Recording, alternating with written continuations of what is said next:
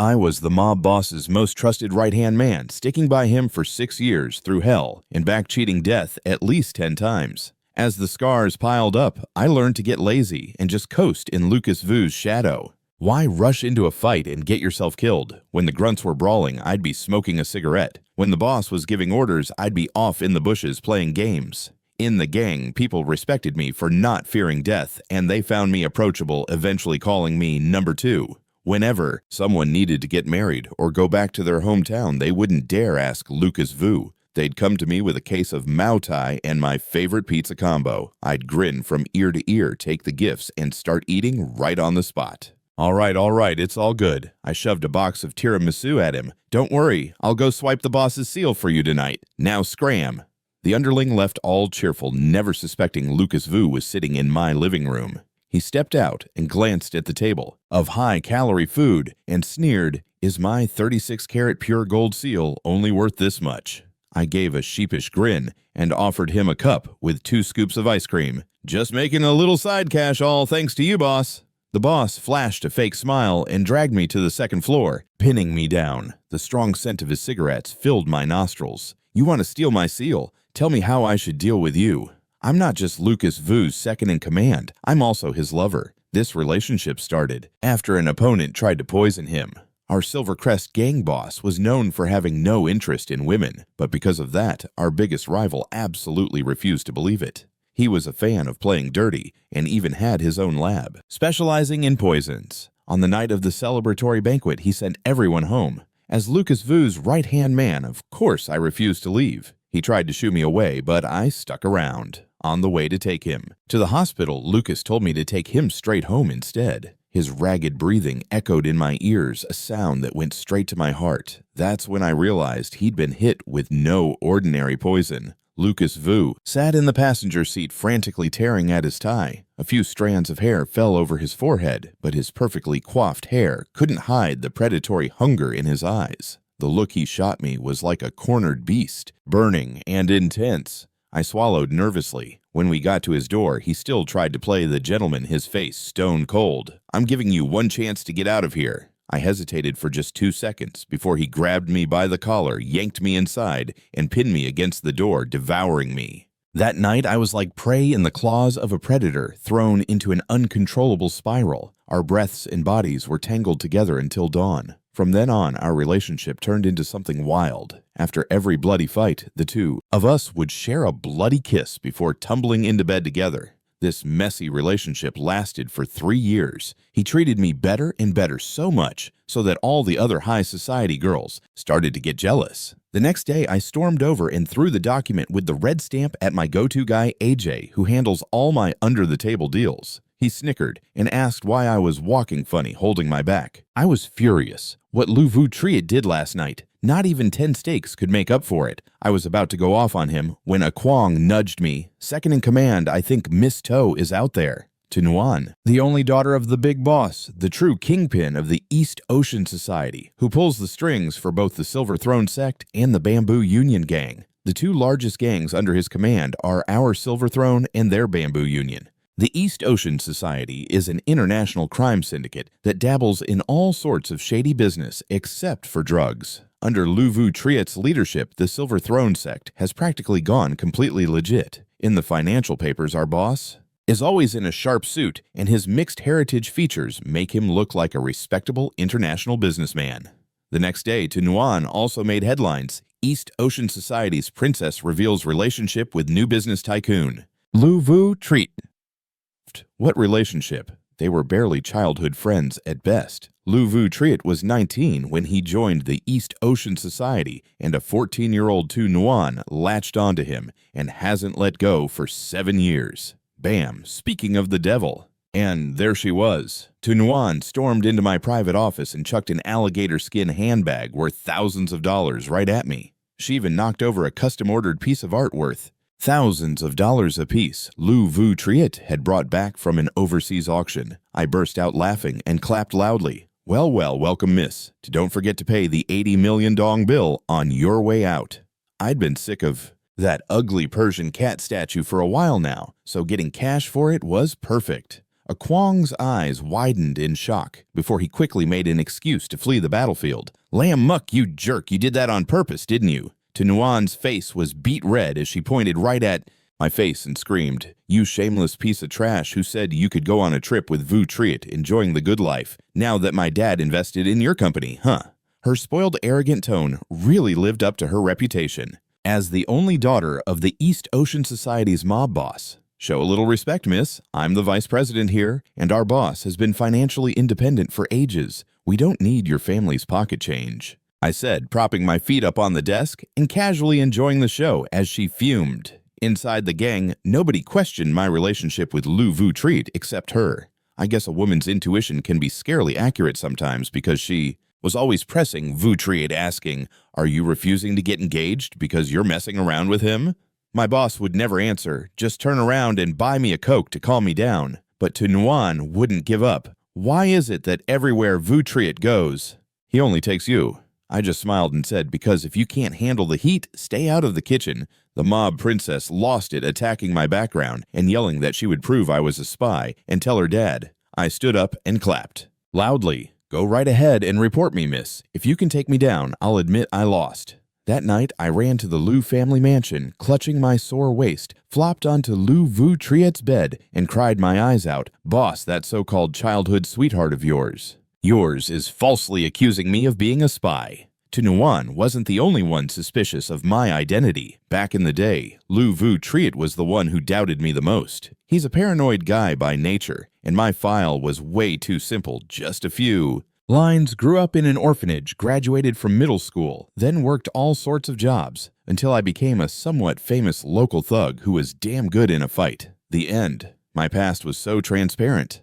You could see straight to the end of it. You'd think two guys from the same orphanage would hit it off, but back in those days, Lu Vu Triet was the one who treated me the worst. He was a total madman back then, just crazy stubborn and relentless. I lived for him and would have died for him just as he wanted. I took the bullets, I blocked the blades, and I was always the first to charge into any dangerous mission. After I miraculously survived that massive explosion, Lu Vu Triet never called me a spy again. Honestly, all I ever wanted was to make enough to eat and not have to sleep under an overpass.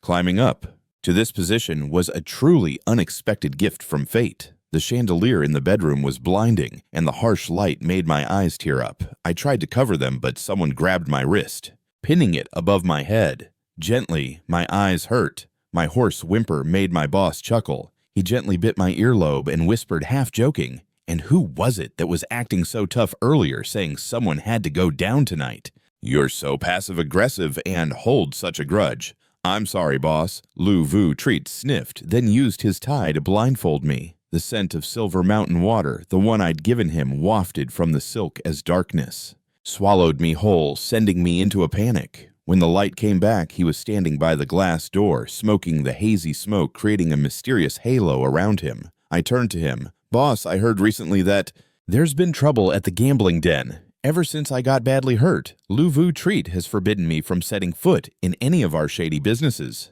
The only job he gives me now is showing up at the office to sign some papers. Getting that old itch again, boss." He looked back at me with a half smirk, a cigarette dangling from his lips, and his hands in his pockets. He was so handsome, it was unreal. I rubbed the bridge of my nose and nodded, looking down. 6 months of rest was more than enough. Suddenly, his phone pinged, and his face went pale as he looked at the screen. "You're not going tomorrow," he said quickly, putting out his cigarette with a slight frown. "This isn't a regular mission. We got a tip about heroin resurfacing at the casino. Dealing heroin in our territory was a huge problem. Once the cops get wind of it, the whole place gets locked down, so we have to handle it first. But junkies are all unstable. You never know how many times you'll get stabbed trying to bust them. Getting bloody is just part of the job. The last time I led a raid, the dealers stabbed me 3 times. The boss thought I was a goner, and I heard that the stone-cold king of the underworld actually cried while holding me the whole way. I teased him about that for 6 months straight. The next night, I took a taxi to the venue, arriving just in time to see Lu Vu Triet stepping out of his Rolls Royce in front of the crew. I threw my arms open and pretended to be shocked. "Wow, what a coincidence, boss. And all my favorite little brothers are here, too. I just thought I'd stop by and play." The crew, led by A. Kwong, stood frozen like statues because their big boss was forcing a smile while gritting. He gritted his teeth and spat out 2 words. No coincidence. The guys looked totally lost but didn't dare to ask, afraid Lu Yuzhe with his thunderous expression would kick their ribs in. In the end, I had to order a search and then personally go to invite Lu Yuzhe into the hall. Our boss is so moody, he needs to be coaxed. I puffed out my chest and promised that with him, there everything would be fine. He sulked, lit a cigarette, and shot me a look. Lin Mu, tonight, you'd better control yourself. Don't forget the pain once the scar heals. I grinned until my eyes crinkled. My memory is long, boss. No way I'd forget. Bang! A gunshot suddenly rang out, shattering the golden dream that had settled over the hall. No one knew who fired first. The surrounding noise suddenly became deafening as the high society guests and officials scrambled to escape. Bodyguards rushed their bosses to safety, while our guys pulled their guns and shot to their feet. Before leaving, the boss didn't forget to warn me. Be careful. He always thinks that if I take one more bullet, it's game over for me. And honestly, I think so too. In the stampeding crowd, I was stepped on a few times and pushed toward the edge of the hall, but I had no intention of sitting on the sidelines this time. I exhaled a puff of white smoke, stubbed out my still-lit cigarette, and my eyes darted around to lock onto a target. I charged forward and started wailing on the guy. To a pulp. They use knives and guns. I just use my fists. Yeah, my hands were itching for a fight. I was going to beat down every single one of these damn junkies. The chaos was at its peak, and I was punching until my eyes were bloodshot when I saw a knife about to stab Lu Yuzhe in the back. I didn't hesitate. I lunged forward and grabbed the steel blade with my bare hand. When they got me to the hospital, the boss's face was even paler than mine. The way my face scrunched up in pain, while they disinfected the wound, was nothing compared to his frozen expression. One of our guys, Chang, said the boss only dares to show that side to me. After I was bandaged up and got my medicine, the doctor told me to rest up for a few days and to not get my hand wet. The wound was on my dominant right hand, which basically made me a cripple. Leaving the hospital, I noticed it had started to drizzle. In front of the gate, a row of our guys in black suits, wearing sunglasses, all greeted in unison. Boss second in command. The boss's face was grim, silent, as if he'd just suffered a crushing defeat. I tried to lighten the mood. You guys have gotten a lot better at fighting. Taking down 10 of those junkies without making a huge scene was impressive. There were only 5 of us, and only Lu Yuzhe and I had guns. Even though we caused a big disturbance, we still won big time. I hadn't even finished smiling when Lu Yuzhe tossed a set of keys at me as he sped off in his black Maybach, taking off alone. Man, he's still mad. That keychain held the keys to his Rolls Royce and his entire estate. The little yarn cat I'd given him was dangling from it. I lifted it, giving it a shake. It felt pretty heavy. A Chiang reminded me that the boss had to go to a family meeting tonight and that I shouldn't follow him. Looking at the crew behind me, I decided to take them all out for a good meal. As soon as we walked into a place called Big Mon, all the diners inside stared at us. A Chiang scratched his head awkwardly with a goofy grin. Hey, second in command, I didn't realize we'd be so popular. Isn't eating here a bit much? I almost rolled my eyes out of my skull. Except for me, they were all wearing bodyguard uniforms. Every last one of them was a veteran of the organization, with faces as fierce as hungry demons. A whole squad of guys like that barging in, it'd be weirder if people didn't stare. Let's sit over there. I pointed to the most secluded corner of the place, then went up to the counter to order. Amid the heavy smell of tomato sauce, I ordered a ton of the French chocolate pâté that the boss loves. I snapped a photo to send him right away with the caption, "The only thing missing is you." But before I could even send the message, a Chang yelled, "Oh my God, look, it's the boss with that young lady from the Su family." My phone slipped out of my hand, the titanium alloy case smacking right onto the tip of my shoe. I winced, picked up my phone, and turned to look out the huge plate glass window behind me. There she was, Su Ruan, linking arms with the man beside her, a smile on her face as sweet as honey. The curious guys were hiding behind the door to sneak a peek, endlessly murmuring in admiration. Wow, who knew the boss could be so gentle? A suit and a princess dress, a power couple for sure. They look so good together. Look, he's even opening the car door for her himself. That's definitely the kind of treatment reserved for a fiancé. A fiancé. It seemed like I was the only person in the whole organization who didn't know about this. Before she got in the car, Su Ruan shot a glance in my direction, a look of pure arrogance in her eyes. Lu Yuji didn't see us. Watching their Maybach drive out of sight, we left the place too. The guys were all hyped to go sing karaoke. A Chiang suddenly let out a regretful sigh. I forced a smile and asked him, "What are you sighing about? Seems like they've been dating for a while, huh?"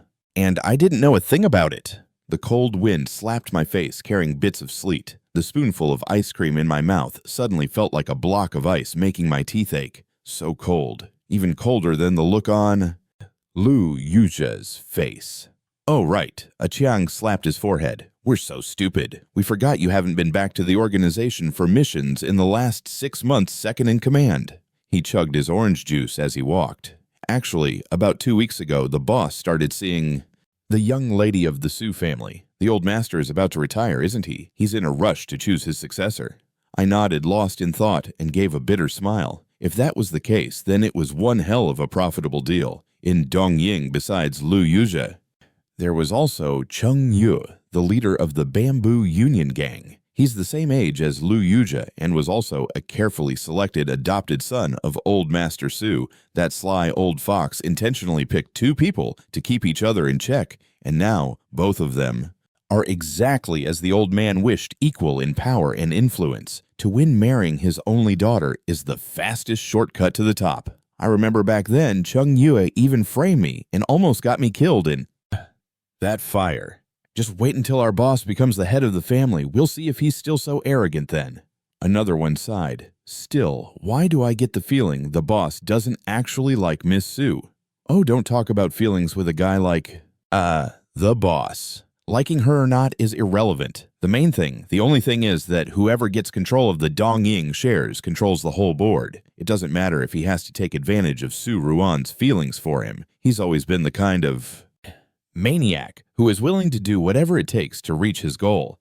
Second in command, you're not coming with us to karaoke. I waved them off, giving a wry smile. Nah, my hand hurts too much to hold a mic. In the middle of December, a light snow suddenly began to fall, and I is stupid enough to wear just a thin jacket to a fight. Now the cold wind is making me shiver like crazy. My luck is seriously the worst. I've been waiting by this Rolls-Royce forever, and no backup driver is showing up. This is Luke Vuchiet's favorite car. A useless punk like me would never dare to just ditch it on the side of the road, and I can't let my underlings know I have the keys. Sighing, I just accepted my fate, gritted my teeth, and started driving. Back to the Luke family mansion with one hand. I handed the keys to the butler and was about to leave when that familiar scent of smoke hit my nose. The man put out his cigarette and walked over like a storm. Running. From what? I took a deep breath and turned around with a big casual smile. You're back early. I'm beat from fighting, so I'm just gonna crash here tonight. Luke Vuchiet gripped my left wrist, his voice turning harsh. You don't have any help at your place. Your hand is injured. How's that gonna work? I wanted to laugh and ask when he was marrying to Nuan and if she'd be okay with this, but my throat closed up. It felt like some invisible hand was crushing my chest, and I panicked because I couldn't breathe. In the end, I just dropped the fake smile. Man, it feels so much better not wearing a mask. Where's the Persian cat? He shook his head, then his other hand grabbed the back of my neck, slamming me against the door and kissing me so roughly, my legs turned to jelly, and I couldn't breathe. The taste of blood filled my mouth. Luke Vuchier actually chuckled when I bit him. I haven't even settled the score for your little death wish tonight, and you're already starting trouble. The Persian cat is broken. I gasped for air, forcing the desire in my eyes to fade away. They were a ride or die pair, so the ragdoll is history now too. I handled it for you, admitted I'm efficient, aren't I? By now, Luke Vuchiet obviously got what I was implying. His eyes went wide, and he just stared, completely stunned. The hand gripping my throat suddenly let go, clenched into a fist, and slammed into the wooden door. Who told you? I fought back the rage that made me want to hit him and bit out through clenched teeth. If they didn't tell me, were you just going to hide it from me until your wedding day? Of course not. Then what was the plan? I shoved him hard and yelled, You two have been on dates for the past 2 weeks. Were you going to feed me some line about marrying to Nuan for convenience and then tell me to just keep being your buddy? Luke Vuchiet froze, his gaze glued to me. He probably never thought I'd blow up like this. It was the first time I had ever been furious with him. Yeah, I'd been his obedient little puppy. For so long, he forgot I used to be a rabid stray. Luke Vu Chie, even if I'm a guy. Calm down. My eyes started to burn, and my vision went blurry, even though I grew up with no schooling wandering. The streets. And even though the only thing I'm good at is stupid fighting, I'm not the type to break up someone's marriage. 3 years is enough time to build a habit, but I only need 3 hours to sever this attachment. The cold wind blew in from outside. Honestly, my hands were shaking like crazy under my sleeves. Lammuck, are you really sure about this? Luke Vu Chie's voice was so monotone it was like he was passing a death sentence, and his eyes were like ice. That would never thaw. I put on a casual act, smiling as I held up my hands. Since you've decided to pull these kinds of stunts to get to the top, from now on, we're nothing more than a boss and his underling. I mean, we've been hooking up for years. Let's at least have a clean break. He threw out a veiny arm to block my path, his eyes swirling with some kind of emotion I couldn't figure out. Fine, we'll end it. But your hand got hurt because of me, so right now I can't let you leave. And just like that, Luke Vu Chie and I were actually living under the same roof. Turns out he'll do anything to get his way, so I just gave in and stopped fighting it. This was the first time in all the years I'd stayed over at his place that we spent the night without touching each other. He had maids waiting on me hand and foot, doing everything for me like I was some invalid. At the organization, he pretended like he didn't know me, acting like I was thin air. It got to the point where all the juniors kept asking me what was up. I just told them he'd lost his mind and not to pay him any attention. The guys tried not to laugh and gave me a thumbs up. I have to admit, it felt awesome not having to play the victim in front of Luke Vu Chie anymore, but I kinda regretted making things so tense because now I couldn't get any more perks out of him. The news about me and Luke Vu Chie breaking up spread like wildfire from the family all the way to the Truck Lian Bang. As soon as NHA heard, she ran over to rub it in. See, in the end, I'm the one he truly loves. You were with him for so many years, and for what? You didn't even get a single house out of it. How pathetic. I flinched, but kept assembling my gun. Yeah, he loves you the most. I'm just heartbroken over here. How does it feel to get the cold shoulder from Luke? You're like a concubine sent off to the, cold palace, huh, Lammuck?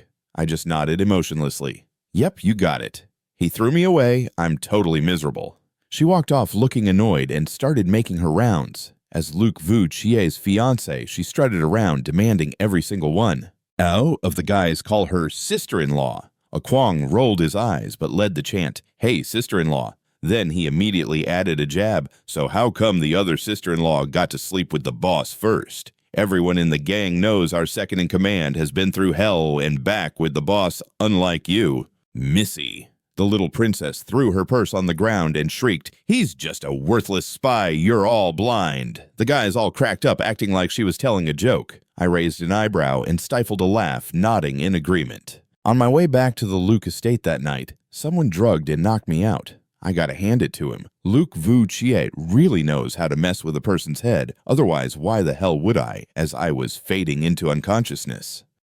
Be thinking about making up with him, finally awake, are we Vice Chief Lamb? When I opened my eyes, the overwhelming stench of blood in the steel room assaulted my senses. The walls were lined with torture devices, and the smell of rust mixed in and was enough to make me sick. Or maybe it was just a side effect from whatever crap those bastards drugged me with. How gross. A pair of polished leather shoes suddenly stopped right in front of me. It was only then that I realized who was behind this. Chief Trin publicly going after the enemy's second-in-command. Not a smart move, is it? I was sprawled on the floor in a totally humiliating pose, tied up like a damn package. Trin Viet stroked his chin, watching me struggle with interest before laughing scornfully. This psycho is even more unhinged than Luke Vu Chie.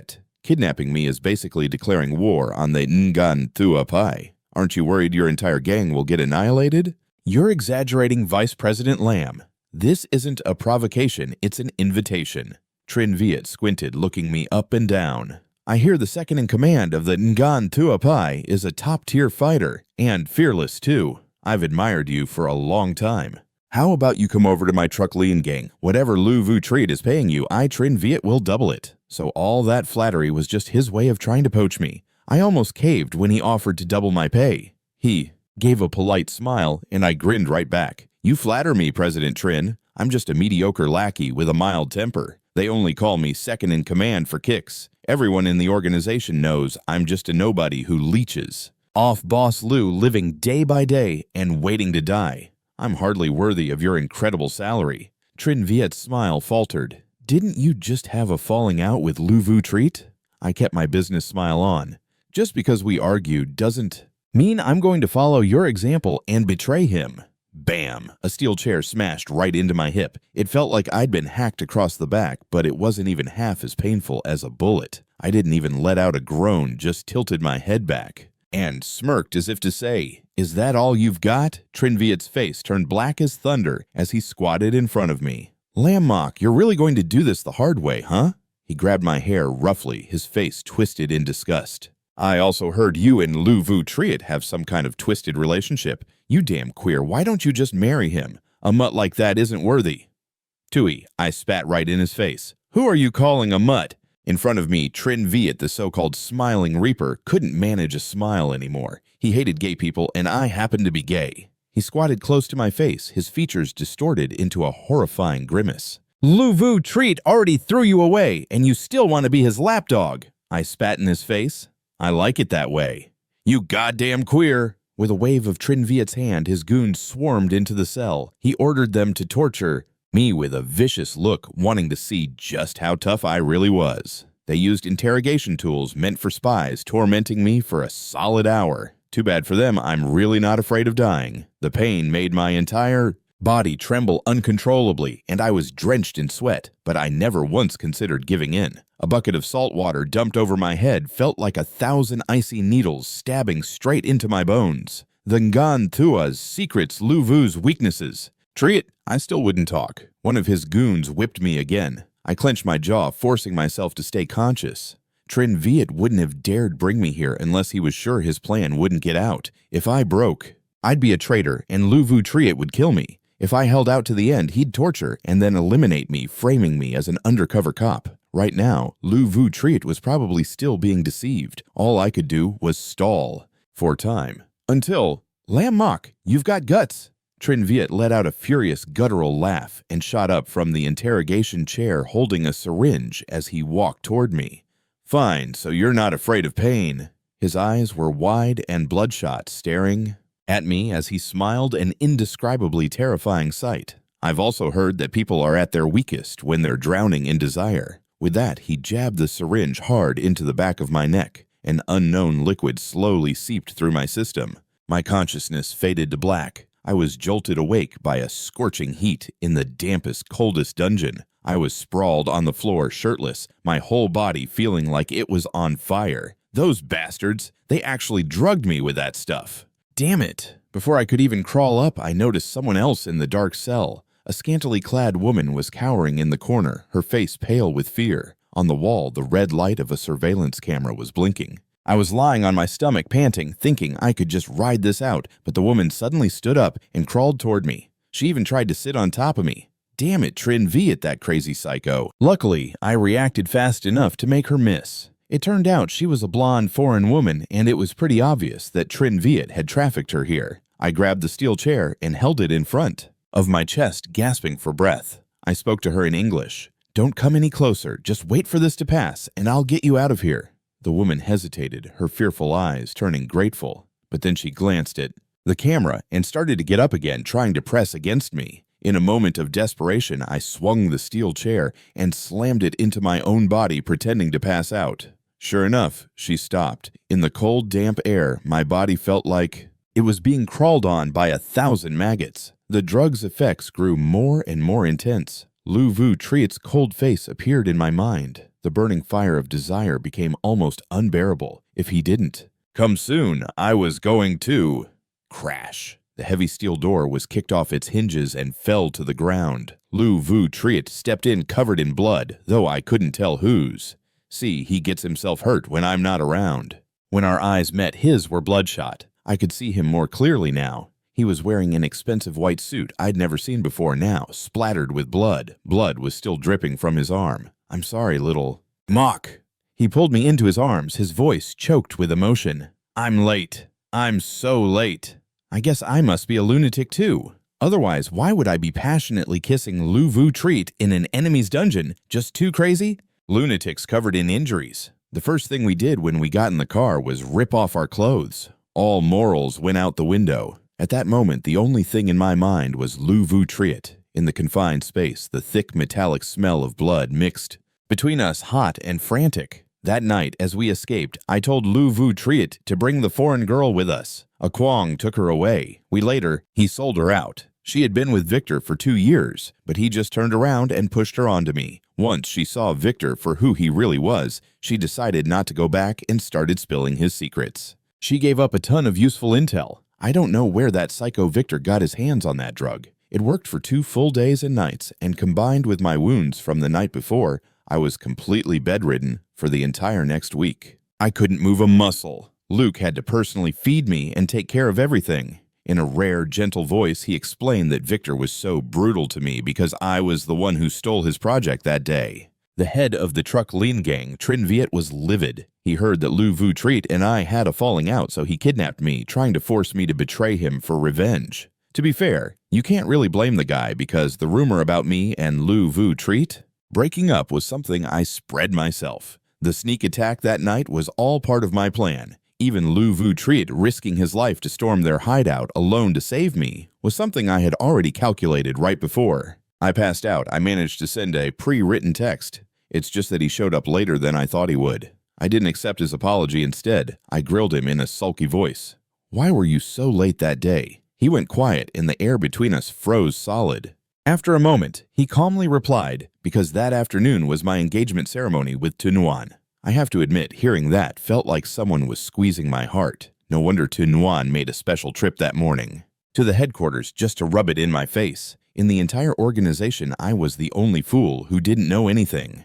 A wave of shame, disappointment, and anger washed over me a little late, but finally I just bared my teeth and smiled. Congrats, boss. The smile was bitter and choked, and sorry for making you cheat on your fiancé on your engagement day. If only that night, even if they'd tortured me to death, I hadn't lured you in.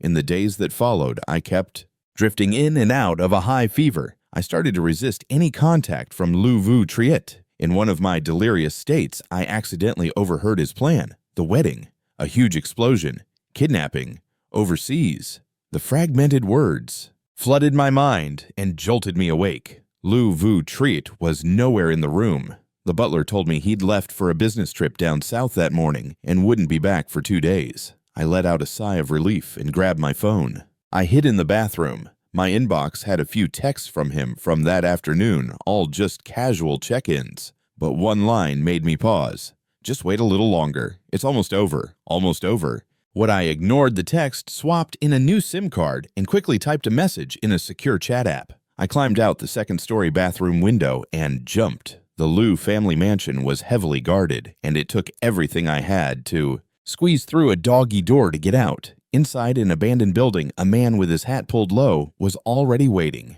When he saw me, he smiled sympathetically. Chief Lamb, for a second there, we thought you'd gotten lovesick and forgotten all about the mission. You've been dark for so long. Captain Duong spoke as he pulled me into a tight hug. My eyes started to sting. For 6 years, I'd been a mole, and Captain Duong was my only contact. As a former Special Forces soldier, every single second I dreamed of returning to my squad and fighting beside my teammates. But for the sake of the mission, these past 6 years have been nothing but blood and danger. The constant nightmares, the ghosts of those who died by my hand, they never stopped haunting me. That fateful night with Lu Vu Treat 3 years ago was completely outside the plan. The intel from HQ never mentioned anything about his preferences. By then, I had already gained his trust, but I still took advantage of the situation. I told myself it was just to make it easier to gather intel.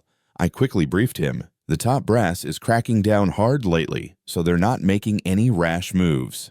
I summarized the Dong Don's recent activities and analyzed the encrypted calls from Lu Vu Treat. Captain Duong frowned deep in thought, then nodded in agreement with my analysis. So it's time to reel in the big fish, the Dong Don.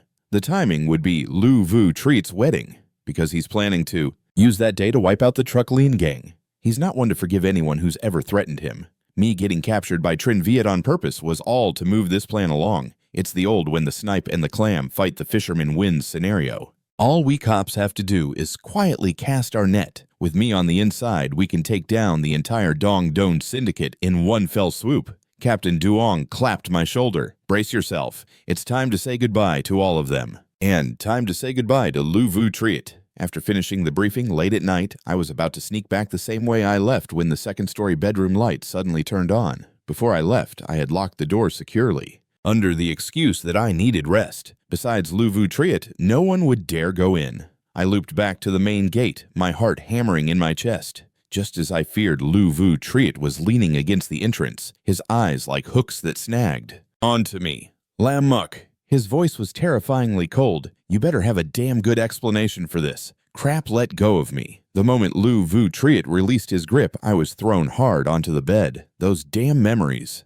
flooded my mind like a tidal wave. The wild, passionate moments, the soft whispers right next to my ear. It all felt like it had just happened. He pinned my hands above my head, his whole body pressing down. Lam Mok, what in the hell? Are you? I tilted my head back and kissed him, stopping his questions cold. Lu Vu Triet immediately seized control, his kiss completely overwhelming. Everything spun out of control, but thankfully, Lu Vu Triet seems to have a soft spot for me. Or so I thought, because after he sat on the edge of the bed smoking his hand tightening around my throat as he asked, "You didn't let Trin Viet buy you off, did you?" I burst out laughing so hard I started coughing. I wiped the tears from my eyes, still catching my breath, and said, "Trin Viet poisoned me. It's a poison that can only be cured when he dies." Lu Vu Triet laughed too, but then I added, "This is the last time. I mean it, the very last time. Ever."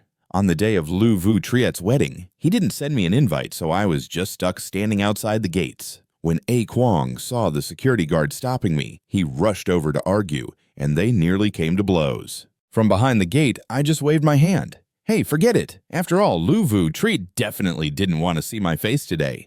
He'll regret it, though, because after today, he's never going to see me again. As I was cutting through the woods towards the abandoned building, someone stuck me with a needle again. This time, I was completely caught off guard. The drug took effect almost instantly. I stumbled, grabbing the back of my neck, then pulled my gun and fired at the attacker's leg. Son of a...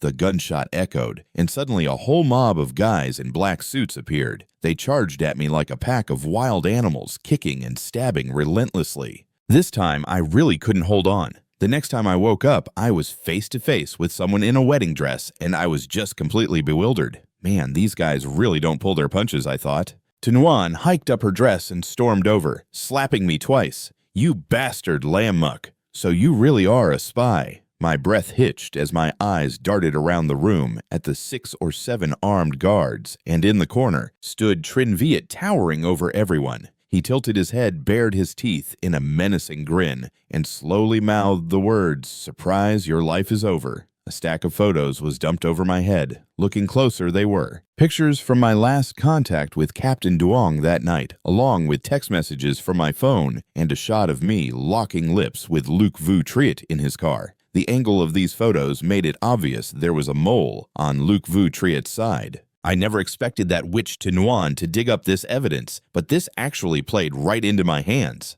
Lam Muk Luke treated you well. "You damn mutt, aren't you supposed to be at your wedding, Miss Toe?" I asked casually, glancing at my watch. "You've still got 40 minutes. You'd really leave Luke waiting all alone. Before I get married, I obviously have to kill a traitor like you first, you filthy homewrecker," she shrieked, grabbing my collar. She was screaming like a maniac. "Who gave you permission to climb into Luke's bed? Only when you're dead can I marry him in peace." Man, this girl was hopelessly blinded by love, missed to any idea why the boss only ever sleeps with me. Another blow landed on me. I'm going to die anyway, so let me tell you all about the boss's preferences. I'm worried he won't be able to forget those habits after I'm gone. Tunuan frowned, skeptical but intrigued by my sincere tone. So they tied me to a chair, and I just chatted with her while taking a beating. I spent 10 minutes spilling all of Lu Vu Triet's personal habits.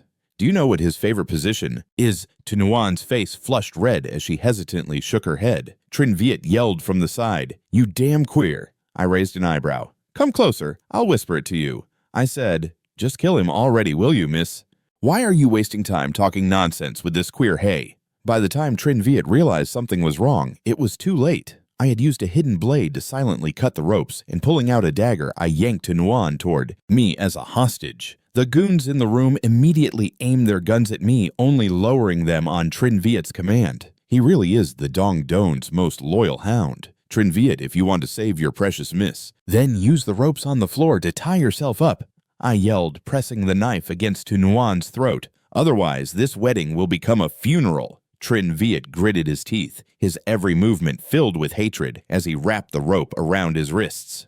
The tables turned in an instant as several goons dropped to the church floor. A pile of guns and ammo clattered at my feet. You have to cut off the head of the snake. I figured Luc Vu Triet must have dealt with Old Man To and the truck Lien Bang outside. Captain Duong had probably also taken control of the Ngan Thua faction. Now, all we had to do was wait for the police.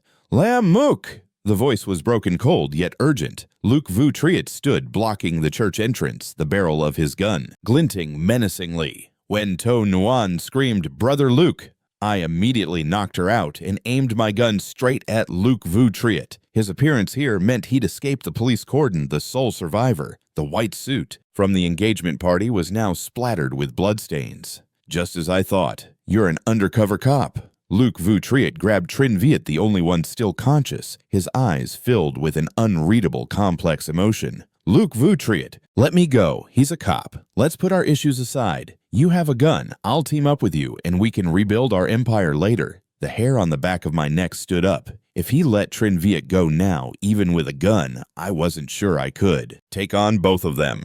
Trin Viet was groveling at his feet, begging for a truce. Luc Vu Triet frowned in annoyance and knocked him out with a swift kick. 5 years as a spy, he said with a faint smile, stepping toward me. Well done, little muck.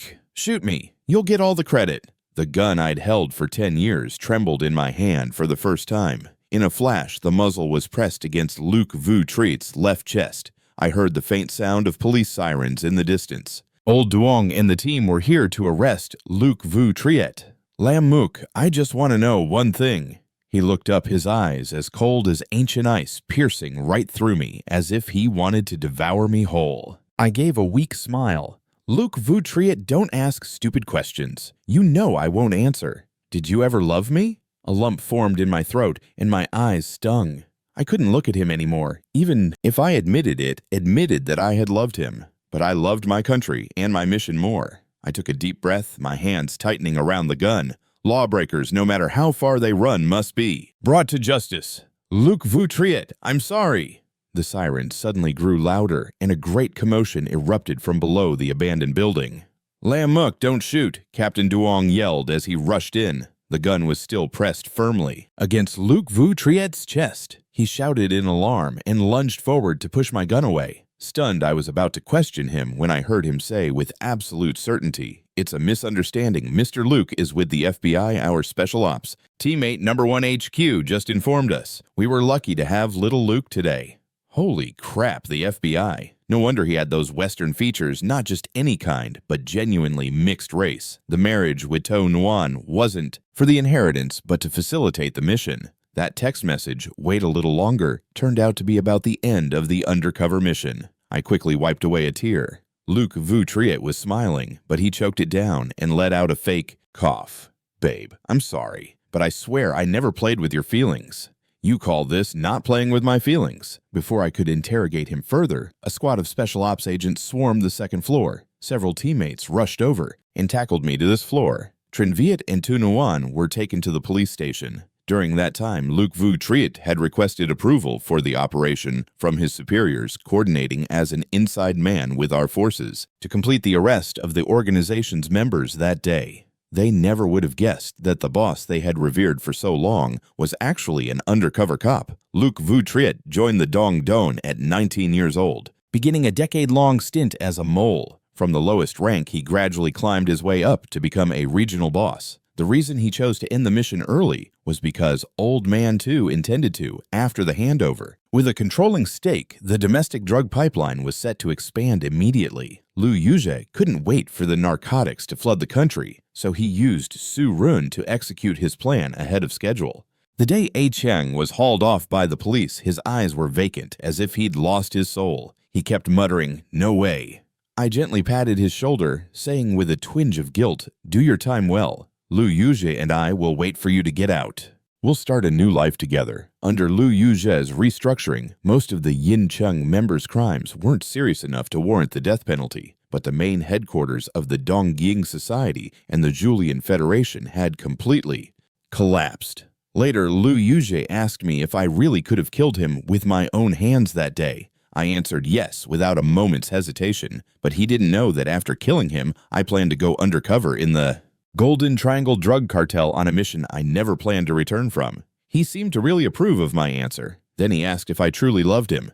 I stomped on his foot. We were about to die. Do you think I was lying? On the way home, Lu Yuzhe just laughed. He said he'd take me to get steak BQ King. Side story, Lu Yuzhe's perspective. The gang leader. My birth parents died in a transnational criminal case. It happened when I was 7 years old. I was sent to an orphanage. It wasn't until much later that I found out my mother had been a CIA agent. Her cover was blown and she died on foreign soil. Before they attacked our family, my dad managed to get me to the orphanage. The next time I saw them, I was 14 years old, standing before 2 unmarked graves. The enemy was eliminated, but the hatred inside me still hadn't faded. An old colleague of my mother's told me that a middle-aged man from their organization had escaped becoming the one that got away. He would probably return to rebuild his forces. That's why at 19 years old I joined the Dongying Society. When I first met Lin Mu, I was already a seasoned enforcer in the society. He was just a reckless, pretty-faced kid back then, impulsive and naive, solving everything with his fists. But he had this familiar, resilient strength about him. Old Man Su brought him into the organization and assigned him to me, so at first, I didn't trust him. My gut told me he was a hound for the Su family, a spy sent to watch me. Eventually, I just ignored him, letting him risk his life in front of me time and again. But every time he was on a stretcher covered in blood and injuries, he'd still flash a goofy grin. "Boss, see how awesome I am. Those little thugs couldn't even touch you." I knew what Lin Mu wanted. He wanted my trust and the respect of the other guys in the gang, just like how I once craved recognition from the Dongying Society. And then he'd take over the biggest branch. In any case, he was just an ambitious gangster. The path he chose, his life and death, were his own fate. What did that have to do with us at the FBI? So I just coldly watched him get seriously injured for 2 straight years on missions. He was constantly in and out of the hospital recovering. He was like a cockroach that couldn't be killed. No matter how much pain twisted his face, he'd still manage a smile. At that time, A-Chang was the second in command in my crew. He had been blinded by Lin Mu's brand of reckless optimism, and he got the other underlings to follow him. He was happy to put in a good word for Lin Mu to headquarters, never suspecting that Lin Mu's real target was to take his position.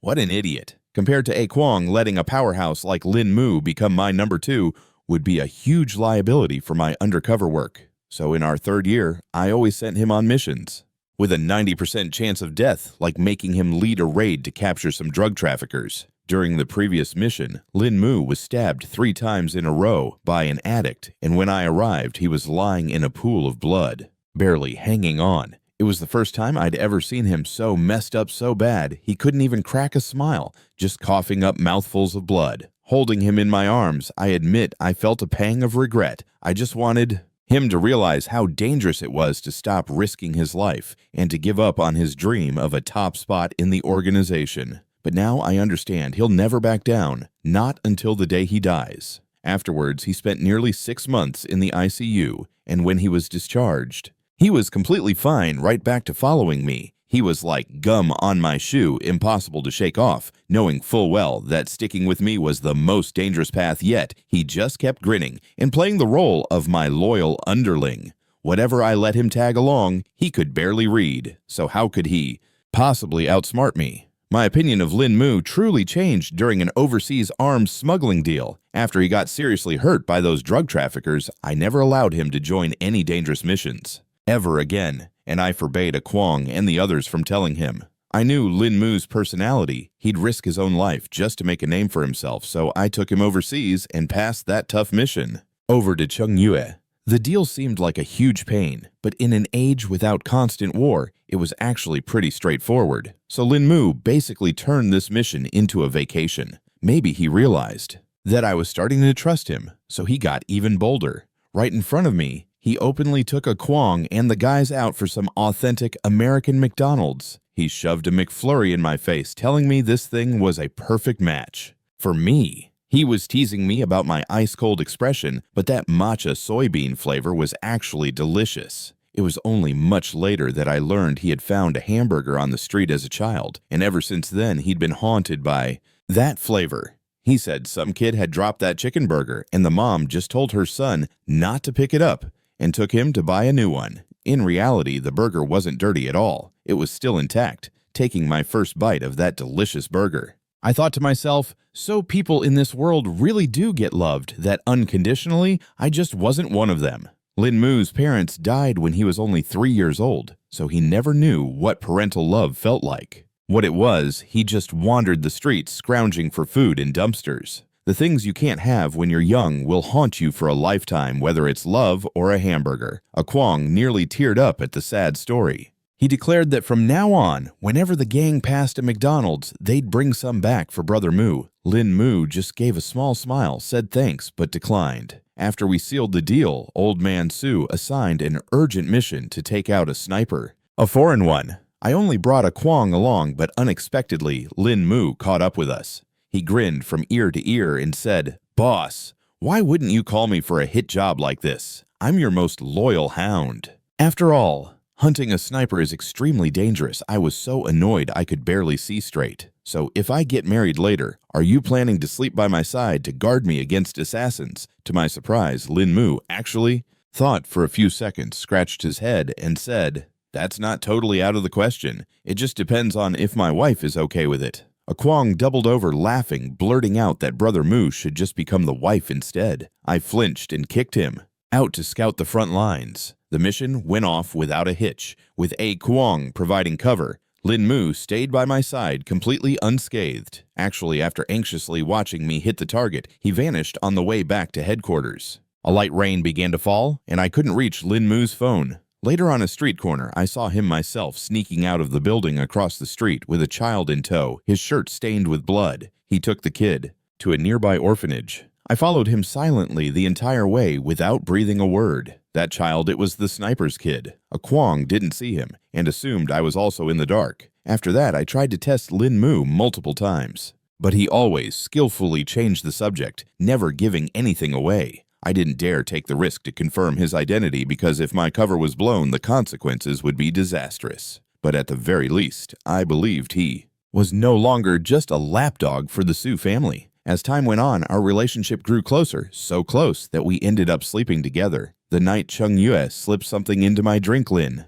Mu absolutely refused to leave my side. He's my vice leader, my closest brother, but in that fiery moment of passion, the only thing on my mind was the image of him being completely taken by me. I admit it, I wanted to claim him, and only him. But that fool was still just worried about getting me into the car, totally oblivious to my ulterior motives. In that confined space, I made a few moves to make him understand exactly what that drug was. I saw it in his eyes, his face flushed as red as a tomato. At that moment, I decided I wasn't letting him go. Blushing that hard, could he really be straight? Then we ended up in bed. He lay beneath me soft and yielding like water without any resistance, a stark contrast to the seasoned warrior who constantly faced death on the battlefield. The only things that remained were the scars on his body. Every time I saw them, my heart ached. I would trace my fingers down his spine, and his body would tremble in waves. Lin Mu always liked to lie still with his back to me, letting me take the lead. In the end, I fell in love during those moments of intimacy. That horrific explosion, Lin Mu almost died. After it happened, I stormed the Julian Federation's headquarters and beat Chung Yue to within an inch of his life. He had been lured into a trap by Chung Yue.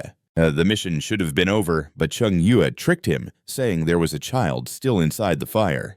Unbelievably, Lin Mu rushed in to save them without a second thought. If it hadn't been for a wall inside the factory, Lin Mu would have been burned to a crisp. Later, I made him the vice president of my company. Even though he had little education and was useless in an office, I didn't want to see him get even a single hair on his head harmed. But I never expected his lack of education to be just an act. He knew how to read the stock market and was fluent in finance. I pinned him against the desk, getting rough and demanding to know where he learned it all. But he just played dumb, whispering provocatively in my ear. He knew full well I couldn't bring myself to hurt him anymore, even if he was a spy planted on me. When Old Man Sue mentioned bringing drugs into the market, and also announced his decision on a successor, I knew I had to act. I had originally planned to wait longer and uncover the Donggying Society's secrets myself, but the country couldn't handle any more drugs. So I used Sue Run and decided to end my undercover mission early. I had no idea how Lin Mu would feel. On the day I met with my superior, amidst all the polite greetings, I cleverly embedded the phrase, "wait a little longer," hoping my captain would catch the clue and contact me secretly. But he never responded. On the day of the raid, I didn't let Lin Mu come inside. It was too chaotic and dangerous. But I never expected the outside to be unsafe either. If I had known he'd be so easily captured by Chung Yue, I would have assigned more bodyguards to him. Luckily, he managed to get the situation under control. It's just that it seemed he still hadn't realized I was also an undercover agent. I decided to mess with him a little. I bet that he would shoot me, but I just wanted to know if the love he'd shown me all these years was real. Because once the mission ended and everything settled down, we would have no reason to be in each other's lives anymore. He would go back to the special police force in his country, and I would return to FBI headquarters. That's why I wanted him to remember that even at death's door, he promised to love me. So then, that geographical distance wouldn't be enough to keep us apart.